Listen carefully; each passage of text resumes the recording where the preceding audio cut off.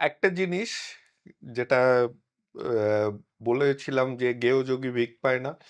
তো সেটা যেমন সত্য তেমনই অস্বীকার করি না যে আমাদের মধ্যে যারা বেড়ে উঠছে তাদের কাছে বাংলার উদাহরণের থেকে অ্যাকসেপ্টেবিলিটি বাইরে কতখানি হয়েছে তার গুরুত্ব হয়তো বেশি।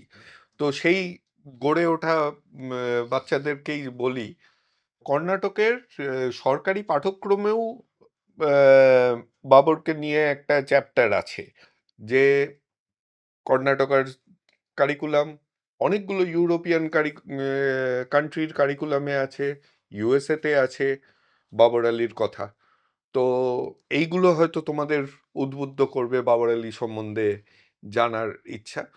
বাংলার কারিকুলামে থাকলে হয়তো অতখানি গুরুত্ব দিতে না।